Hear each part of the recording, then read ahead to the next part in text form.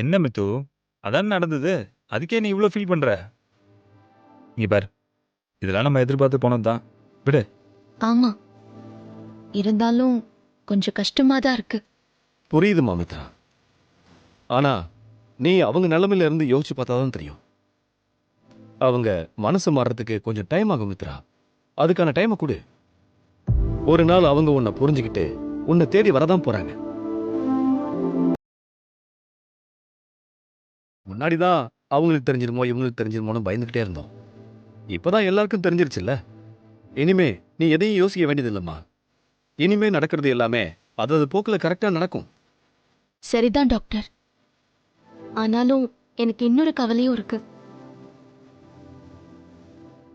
வேற என்ன மித்ரா? இல்ல வினய், அங்க அம்மா அப்பா என்ன புரிஞ்சுக்காம போனது ஒரு பக்கம் இருந்தாலும் இங்க வாசுகி அம்மா என் மேல கோவமா இருக்காங்க. ஒழுங்கா முகம் கொடுத்து கூட பேச மாட்டேங்கிறாங்க. அத நினைச்சாதான் எனக்கு ரொம்ப கவலையா இருக்கு. இவ்வளவுதானம்மா? அவ அப்படிதான். ஒரு விஷயத்தை ஒழுங்கா புரிஞ்சுக்காமலேயே சிறு சிறுன்னு எரிஞ்சு விழுவா. இந்த விஷயத்தை என்கிட்ட விட்டுரு, நான் பாத்துக்கிறேன். அவளை பழையபடி உன்கிட்ட பேச வைக்கிறது என் பொறுப்பு. அதுக்கான கொஞ்சம் டைம் கொடுமா, அவ புரிஞ்சுப்பா. இல்ல டாக்டர், வாசுகி அம்மா இதையே எப்படி எடுத்துக்கிட்டாங்கன்னு பார்த்தோம்ல. இதுல மத்த எல்லா விஷயமும் தெரிஞ்சா என்னென்ன நினைப்பாங்கன்னே தெரியல. அத நினைச்சாதான் எனக்கு ரொம்ப பயமா இருக்கு. மத்த விஷயமா? எதை சொல்றமா மித்ரா? அதான் டாக்டர், அக்ரிமெண்ட்ல சைன் பண்ணி கல்யாணம் பண்ணது, பணம் வாங்கினது, இதெல்லாம் தான். ஓ, இவ்வளவுதானமா? இப்ப அதெல்லாம் ஒரு விஷயமாவே எடுத்துக்க வேண்டியதில்லை. அது கல்யாண நேரத்துல யோசிக்க கூட நேரம் இல்லாம இந்த தர்மம் பயிலால நடந்த ஒரு விஷயம். அதெல்லாம் இப்ப ஒரு ஃபேக்டாவே இருக்க போறதில்ல. ஆனாலும் அக்ரிமெண்ட் போட்டுதான் நான் கல்யாணம் பண்ண ஒத்துக்கிட்டேன்னு அவங்களுக்கு தெரிஞ்சா கண்டிப்பா கோவப்படதான் செய்வாங்க. நீ இதெல்லாம் போட்டு தேவையில்லாம குழப்பிக்க வேண்டாம் மித்ரா. ஃபர்ஸ்ட் இப்போ உள்ள பிரச்சனையை சால்வ் பண்ணுவோம். அப்புறம் நடக்கிறது நல்லதாவே நடக்கும்னு நம்புவோம். ம். சரி சரி, ரொம்ப தூரம் டிராவல் பண்ணிருப்பீங்க. முதல்ல 2 பேரும் போய் ஃப்ரெஷ் ஆகிட்டு ரெஸ்ட் எடுங்க. ம். வினய், சொல்லுங்கப்பா. நேத்து மித்ராவை தேடிக்கிட்டு குணாலன்னு ஒருத்தன் வந்தான்டா. குணாலண்ணா? யாருப்பா அது? தெரியலடா, பார்க்க ரவுடி மாதிரி இருந்தான். அவங்கிட்ட தான் மித்ரா அப்பா கடன் வாங்கியிருப்பார் போல. அது சரிப்பா, அதுக்காக அவன் எதுக்கு நம்ம வீட்டுக்கு வரணும்? அவனுக்கு கொடுக்க வேண்டியதான் மித்ரா நம்மகிட்ட பணம் வாங்கியிருக்கா. அவன் நேத்து வந்து இன்னும் பணத்தை கொடுக்கவே இல்ல. அத கொடுக்கணும், அத மித்ராவே தான் அவ கையால கொடுக்கணும்னு ஒரே பிரச்சனை பண்ணிட்டான். அம்மா அத நினைச்சு வேற ரொம்ப பயந்து போயிட்டா. சரி விடுங்கப்பா, அவெல்லாம் ஒரு ஆளே இல்ல, பாத்துக்கலாம்.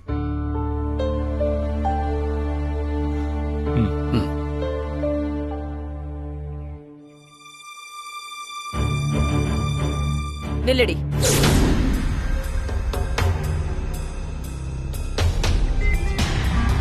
எங்கடி வந்த?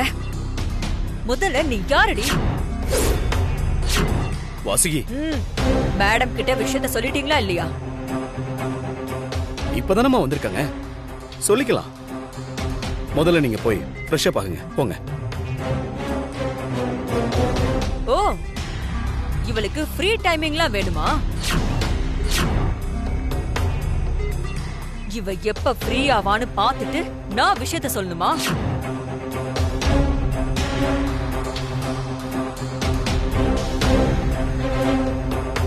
ஏங்க, இங்க என் குடும்பமே நாசமா போயிட்டு இருக்கு. நீங்க என்னடானா? இல்ல வாசுகி, நான் சொல்றது கொஞ்சம். நீங்க கொஞ்சம் சும்மா இருக்கீங்களா? ஏண்டி, உங்க அம்மா அப்பா வந்து எங்களை தூக்கு போட்டு சாகடிக்காத குறையா அவமானப்படுத்திட்டு போறாங்க. அப்புறம் என்னடானா, ஒருத்த வந்து மித்ராவை நான் நிச்சயம் பண்ணிருக்கேன், அவ எனக்கு 7 லட்சம் கொடுக்கணும்னு ஏன் வீட்டுக்குள்ளே வந்து எங்களே அதிகாரம் பண்ணிட்டு போறான்.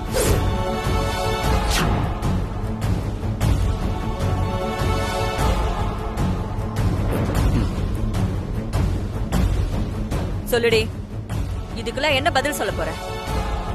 சொல்லுங்கறல. மா, டேய், நீ சும்மா இருடா. நீ சொல்லுடி. அம்மா, நான் எதையும் நியாயப்படுத்த விரும்பல. ஆனா நான் ஒவ்வொரு விஷயத்தையும் நல்லதுக்குன்னு பண்ண போய் அது எல்லாமே எனக்கே தப்பா முடிஞ்சிருச்சுமா. இது எல்லாத்தையும் நான் வேணும்னு எந்த இன்டென்ஷன்லயும் பண்ணலம்மா. அக்கா பாத்தீங்களா, பண்ற கேடித்தனெல்லாம் பண்ணிட்டு எப்படி சமாளிக்கிறா பாருங்க. நான் என் குடும்பம் நல்லா இருக்கணும் தான் இவ்ளோ நாளும் போராடிட்டு இருக்கேன். நான் பண்ண தப்புக்கெல்லாம் என்ன மன்னிச்சிருங்கம்மா, ப்ளீஸ்மா. யாருக்கு வேணும் உன் மன்னிப்பு? உன் மன்னிப்பை தூக்கி குப்பையில போடு.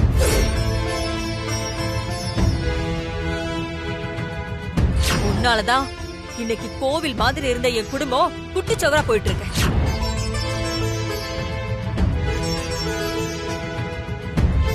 மித்ரா, எதுவா இருந்தாலும் நம்ம அப்புறமா பேசிக்கலாம். நீ வா போலாம். போமா, போ.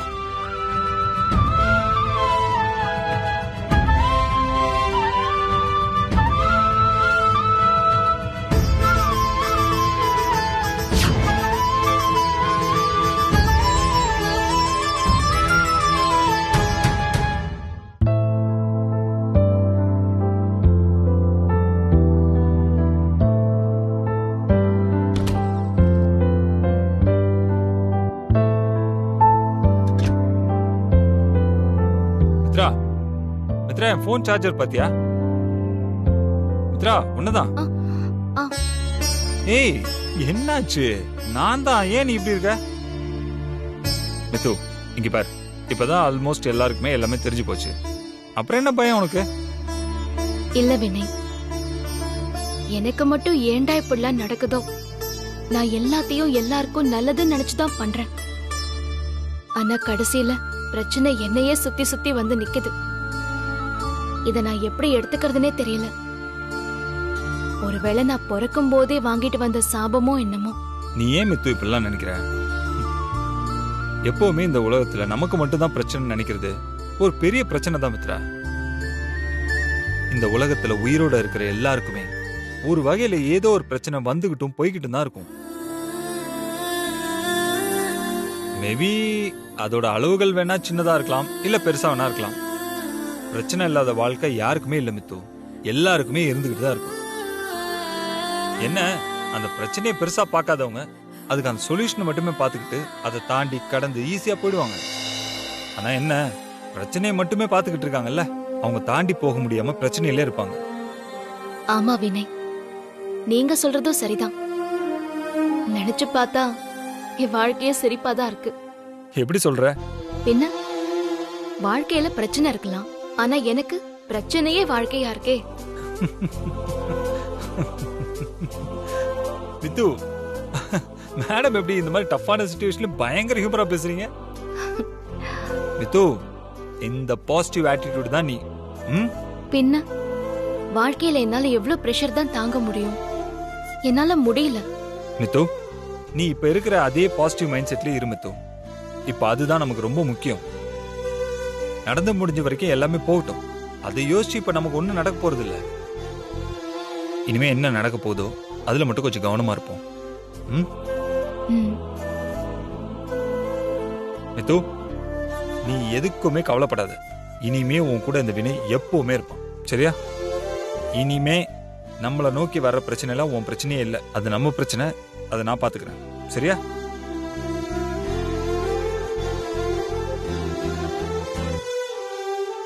நம்ம பாத்துக்கலாம். Yes, that's myth.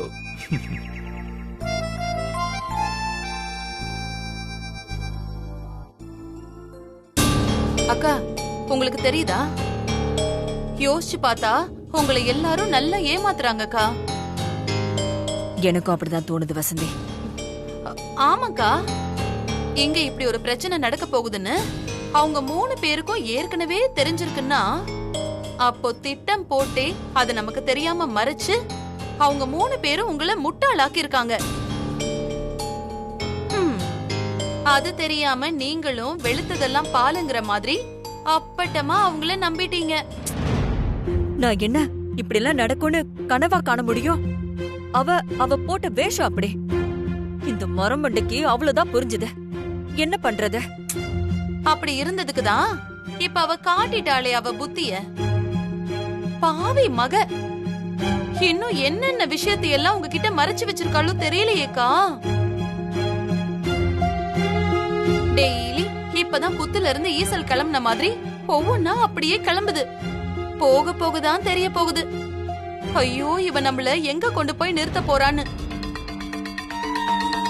அக்கா, மாமாவை தான் சொல்லணும். அக்கா, இத பாருங்க, இந்த விஷயத்துல நாம மாமாவையே நம்ப கூடாதுன்னு தோணுதுக்கா. சும்மாவே இந்த வீட்ல அவளோட ஆட்டம் தாங்காது. இதுல இப்ப வேற. இப்ப என்ன வசந்தி, நீ சொல்லு. அதான், இப்போ அவளை நம்ம ஹாஸ்பிட்டலோட போர்ட் மெம்பரா வேற ஆக்கிட்டீங்க. மோஸ்ட் ஆஃப் த டாக்குமெண்ட்ஸ் அவளோட பேர்ல தான் இருக்கு. அத வச்சு நம்மள எல்லாம் என்னெல்லாம் செய்ய காத்திருக்காளோக்கா. நீ என்ன வசந்தி சொல்ல வர? ஏன் இப்போ என்ன பயமுறுத்துற மாதிரியே பேசிட்டு இருக்க? பயம் வரணுமே, வரட்டும். நான் ஒருத்தி இங்க இருக்கும்போது இன்னொருத்திக்கு கொடுக்க விட்டுருவேனா? அக்கா, ஆமாக்கா, எல்லா அசட்டும் வினையோட பேர்ல தான் இருக்கு. இவ வினையோட பொண்டாட்டி. நாளைக்கே நம்மளோட வினைக்கு ஒண்ணு கிடக்க ஒண்ணு ஆச்சுன்னா சொத்து பத்தையெல்லாம் அவ எடுத்துக்கிட்டு உங்களையும் மாமாவையும் நடு தெருவுக்கு தள்ள மாட்டான்னு என்ன நிச்சயம் சொல்லுங்க? போதும் வசந்தி, போதும். இத பத்தி இனிமே பேச வேண்டாம். தேவையில்லாதத பத்தி யோசிக்காம இனிமே நடக்க போறத பாப்போம்.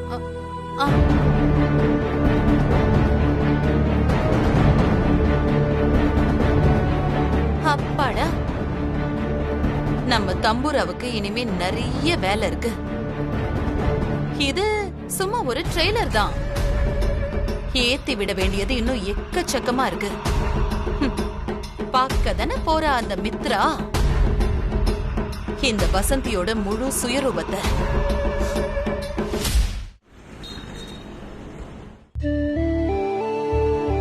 யாரு? மேடம், கொரியர் வந்திருக்கு மேடம். கொரியரா? எங்க கொடுங்க. இந்தாங்க மேடம், இதுல ஒரு சைன் மட்டும் பண்ணிடுங்க மேடம். Thank you madam, thank you.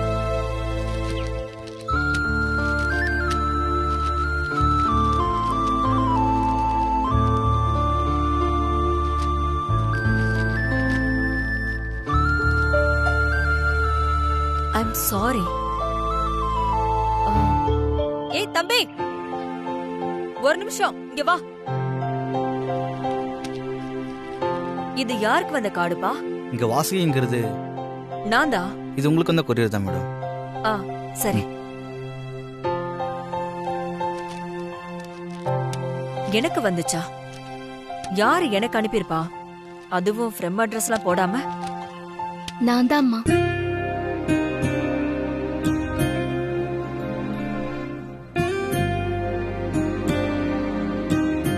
ஆமாம்மா, நான் தான் உங்களுக்கு இந்த கார்டை அனுப்புனேன். அம்மா, ஒரே ஒரு நிமிஷம், நான் சொல்றத கொஞ்சம் கேளுங்க. இவ்வளவு ஆனதுக்கு அப்புறமும் நீ என்ன விளக்கத்தை கொடுக்க போற? இல்லம்மா, எனக்கு தெரியும் நான் செஞ்சது தப்புதான். ஆனா அதுக்கு நான் மட்டும் காரணம் இல்ல. அந்த சிச்சுவேஷன்ல எனக்கு என்ன பண்றதுன்னே தெரியலம்மா. டாக்டரும் நீங்களும் கல்யாண நேரத்துல ஒரு இக்கட்டான சிச்சுவேஷன்ல மாட்டிட்டு இருக்கும் போது என்னால அம்மா கிட்டயோ அப்பா கிட்டயோ சொல்லி கன்வின்ஸ் பண்ணலாம் டைமே இல்ல.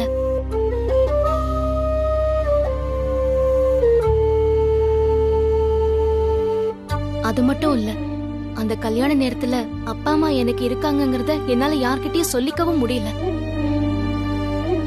அப்படி சொல்லிருந்தா இந்த கல்யாணம் நடந்திருக்குமானே எனக்கு தெரியல.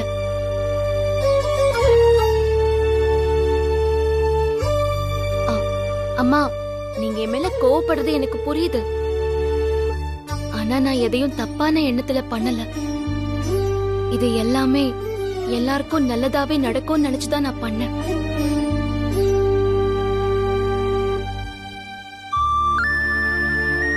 ஆனா அது இப்படி வந்து நடக்கும்னு நான் கொஞ்சம் கூட எதிர்பார்க்கல. என்ன மனு. இல்ல மித்ரா, நீ என்ன சொன்னாலும் என்னால ஏத்துக்க முடியல. ஒருவேளை நடந்த எல்லாத்தையும் நீ நல்லதுன்னு நினைச்சு பண்ணிருக்கலாம். ஆனா என்னால ஒரு சராசரி மனுஷியா ஏத்துக்க முடியல.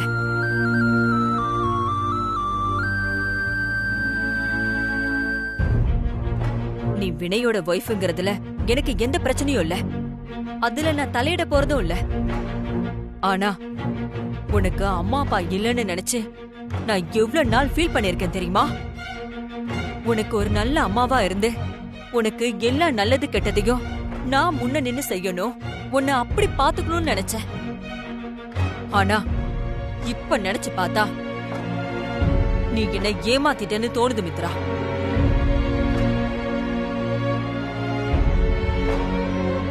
இனிமே உன்கிட்ட பழைய மாதிரி சிரிச்சு பேசி பழக முடியாது மித்ரா. அம்மா ப்ளீஸ்மா, அப்படி மட்டும் சொல்லாதீங்க. அம்மா, என் மேல உங்களுக்கு என்ன கோவம் வந்தாலும் அதை இப்பவே இங்கேயே என்ன திட்டி தீத்துருங்க. ஆனா என்கிட்ட பேச மாட்டேன்னு மட்டும் சொல்லாதீங்கம்மா. அதை என்னால தாங்கிக்கவே முடியல.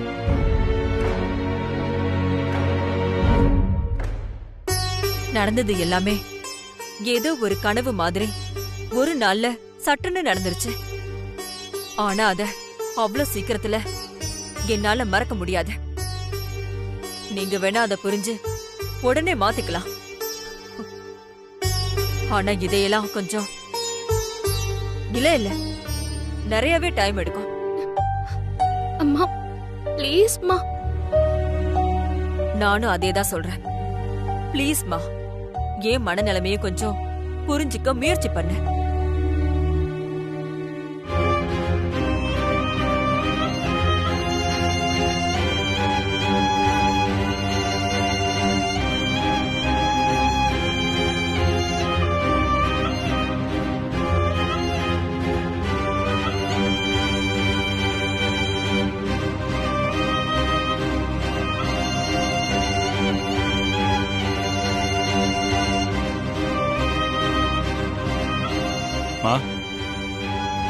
மா, என்ன சொல்லு.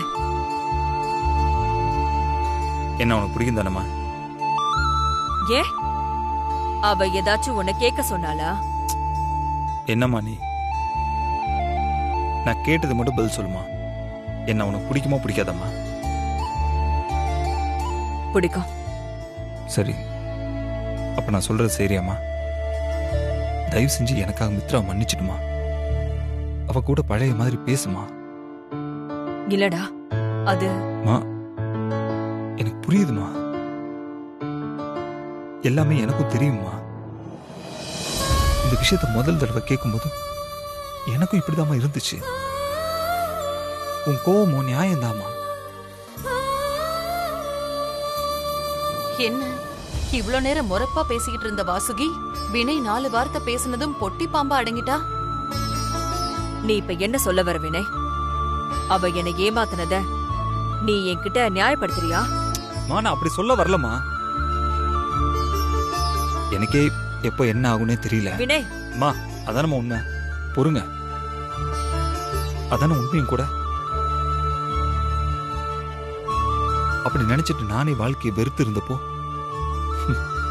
என் வாழ்க்கையவே கலர்ஃபுல்லா மாத்தினதே மித்ரா தானமா.